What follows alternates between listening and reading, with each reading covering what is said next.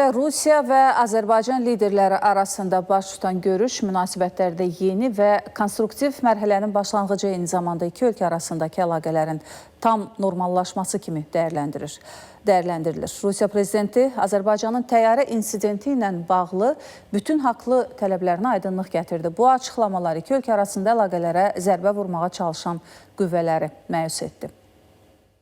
Elə ilk dəqiqələrdən çox səmimi və qarşılıqlı hörmət şəraitində başlanan görüşdə Rusiya prezidenti öz nitqinə məhz Azal təyyarəsinin qəzaya uğramasına münasibət bildirməklə başladı. Azərbaycan hava yollarına məxsus təyyarənin qəzası nəticəsində həlak olanlarla bağlı başsağlığı verib, həm maddi kompensasiya, həm də texniki məsələlərin tam həlli istiqamətində Rusiya tərəfinin məsuliyyətli addımlar atacağını bəyan etməsi, istər insani, istərsə də diplomatik baxımdan Moskvanın hadisəyə səmimi münasibətini ortaya qoydu. Azərbaycan təyyarəsinin Rusiya hava məkanında vurulmasından sonra belə geniş dialoq formatında yüksək səviyyəli ilk görüşdü və bu faktın özü belə müsbət dəyərləndirilməlidir və bəlli olduğu kimi Rusiya prezidenti də faktiki olaraq təyyarənin Rusiya hava məkanında vurulmasını etiraf etdi. Təyyarə ilə bağlı məqamlara aydınlıq gətirilməsi iki ölkə arasındakı münasibətlərin normallaşmasına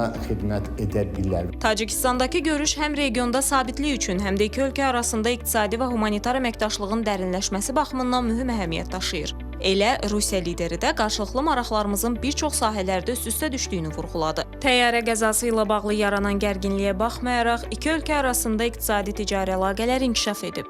Bunu keçən ilki ticarət dövriyyəsinə nisbətən 6%, bu il isə 16%-dən çox artım olması da sübut edir. Vladimir Putin iki ölkənin xarici işlər nazirliklərinin beynəlxalq arenada sıx əməkdaşlıq etdiyini də xüsusi vurğuladı. Bu, Azərbaycanın bütövlükdə öz öhdəliklərinə məsuliyyətlə yanaşmasını nümayiş etdirir. Yəni, nəticə etibarilə bu həm də təmkinli davranış kimi xüsusi olaraq qeyd edilməlidir və dövlətlərarası münasibətlərdə Azərbaycan tərəfinin belə bir mövqe sərgiləməsi qənaətimə görə ölkəmizin ikitərəfli münasibətlərə, eyni zamanda beynəlxalq öhdəliklərinin nə qədər mühüm əhəmiyyət verdiyini xüsusi olaraq önə çəkir. Müzakirələr bir daha göstərdi ki, iki ölkə arasında etimad mühiti yenidən güclənir. Bu bir daha münasibətlərin tam normal məcraya yönəldiyindən xəbər verir. Xüsusilə son aylarda bəzi anti-Azərbaycan və ermənipərəst dairələrin Simonyan, Salavyov, Zatulin kimi şəxslərin münasibətləri gərginləşdirməyə yönəlmiş cəhdlərinin puça çıxması baxımından mühüm əhəmiyyətə malikdir. Rusiya prezidentinin birbaşa mövqeyi göstərdi ki, Moskvanın rəsmi siyasəti bu şəxslərin təmsil etdiyi radikal baxışlardan tam fərqlidir. Ekspertlər hesab edir ki, düşənbə görüşü münasibətlərdə yeni, konstruktiv və praqmatik mərhələnin başlanğıcı kimi dəyərləndirilə bilər.